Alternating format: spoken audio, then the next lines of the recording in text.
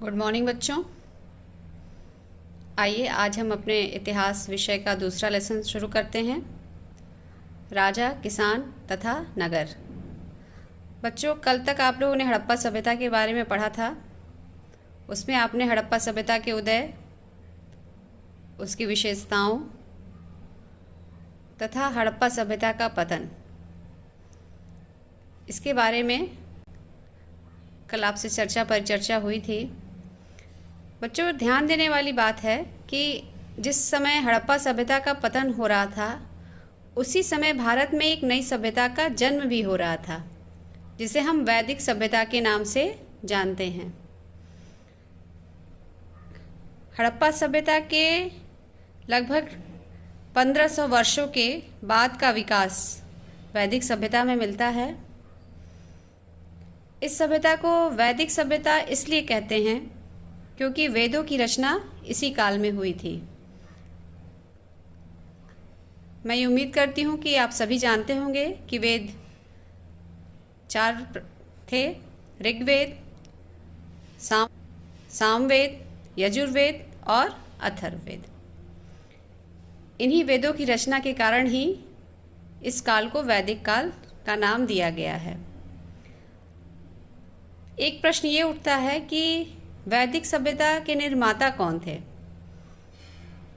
इस संबंध में इतिहासकारों में बहुत मतभेद है। कुछ लोगों ने आर्यों को वैदिक सभ्यता का निर्माता माना है। आर्य शब्द संस्कृत भाषा के से बना हुआ है, जिसका अर्थ होता है श्रेष्ठ।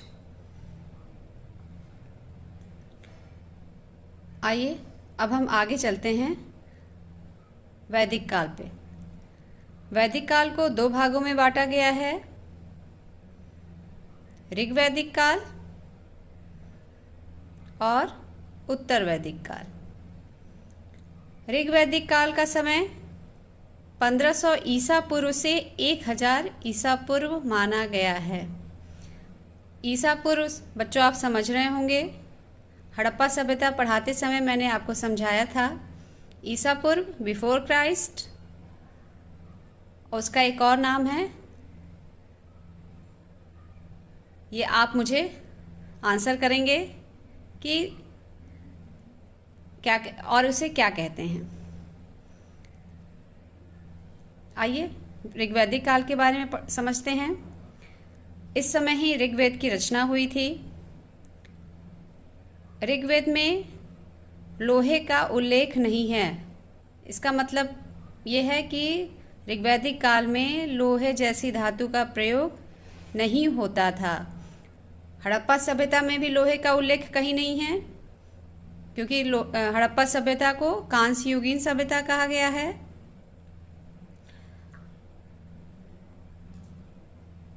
ऋग्वेद में सप्त सैंधव प्रदेश का उल्लेख मिलता है। सिंधु घाटी सभ्यता का उल्लेख ऋग्वेद में भी मिलता है, क्योंकि हड़प्पा सभ्यता सिंधु नदी के किनारे ही बसी थी। और वे सप्त सैंधव प्रदेश क्यों कहे गए? क्योंकि वहाँ पर 7 नदियाँ बहती थीं। कौन कौन सी नदी है? रावी, सिंधु, चिनाब, झेलम, सरस्वती, सतलज और व्यास नदी। अगला है टॉपिक आपका उत्तर वैदिक काल। इसका समय माना गया है 1000 ईसा पूर्व से 600 ईसा पूर्व। इसी समय सामवेद, यजुर्वेद और अथर्ववेद की रचना की गई थी।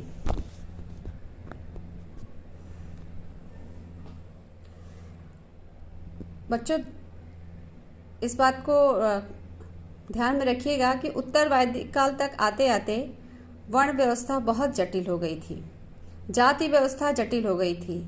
यज्ञ और कर्मकांड इतने बढ़ गए थे कि लोगों का ध्यान हिंदू धर्म से हटकर अन्य धर्मों की तरफ जाने लगा। अन्य धर्म जैसे बौद्ध धर्म, जैन धर्म, क्योंकि वो बहुत सरल धर्म थे। वहाँ पर किसी प्रकार का कोई कर्मकांड या किसी प्रकार का आडंबर नहीं था। उसी समय उत्तर वैदिक काल के पश्चात लगभग 600 ईसा पूर्व में महाजनपदों का उदय होता है। उसे महाजनपद काल भी कहा जाता था। अब ये नया शब्द है महाजनपद। उस समय प्रांतों को जनपद के नाम से संबोधित किया जाता था। कुछ राज्य उस समय ऐसे थे 6ठी शताब्दी ईसा पूर्व में जहां पर गणतंत्रात्मक शासन व्यवस्था भी थी। आइए हम लोग महाजनपदों के बारे में जानते हैं जिनकी संख्या 16 है। देखिए, पहला जनपद है अवंती। ये वर्तमान समय में मध्य प्रदेश के मालवा में स्थित है। दूसरा है अश्मक, ये दक्षिण भारत में है स्थित। तीसरा अंग, बिहार के मुंगेर व भागलपुर जिले का हिस्सा अंग कहलाता था। कम्बोज, ये पाकिस्तान में स्थित है। काशी, हमारा वाराणसी जिला। कुरु, हरियाणा, जहाँ पर कुरुक्षेत्र है। कौशल, अयोध्या। गांधार, ये इसका कुछ हिस्सा पाकिस्तान और अफ़गानिस्तान में पड़ता है। 9वां है चेदी, बुंदेलखंड, जो हमारे उत्तर प्रदेश में है। 10वां वज्जी, ये बिहार के दरभंगा और सीतामढ़ी जिले इसमें आते थे। वत्स, प्रयागराज। पांचाल, जिसमें बदायूं और फर्रुखाबाद जिले शामिल थे। मगध, पटना और बिहार, पटना और गया, ये सारे बिहार के ही ज़िले हैं। 14वां आपका है मत्स्य, ये राजस्थान के अलवर और भरतपुर ज़िले इसमें शामिल थे। मल्ल, गोरखपुर का क्षेत्र, कुशीनगर जिसको कहा जाता है। और 16वां है सूरसेन। शूरसेन उत्तर प्रदेश का मथुरा का क्षेत्र। ये आपके 16 महाजनपद थे। ये बहुत इम्पॉर्टेंट है, प्रश्न में ज़रूर आता है कि 6ठी शताब्दी ईसा पूर्व की राजनीतिक स्थिति बताइए। उसमें आप 16 महाजनपदों के बारे में लिखना होगा। अगला है 10 गणराज्य कौन थे।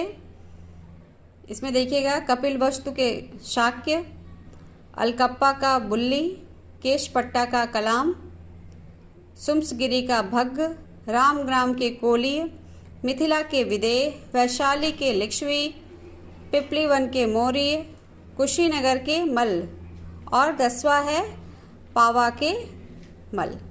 इन सारे में सबसे शक्तिशाली थे वैशाली के लिच्छवी। यहाँ पर गणतंत्रात्मक शासन व्यवस्था थी। वैशाली आधुनिक बिहार में पड़ता है। बच्चों, 16 महाजनपदों में सबसे शक्तिशाली जनपद मगध का था और मगध में ही मौर्य साम्राज्य का विकास हुआ, जो कि हम अभी आगे पढ़ेंगे।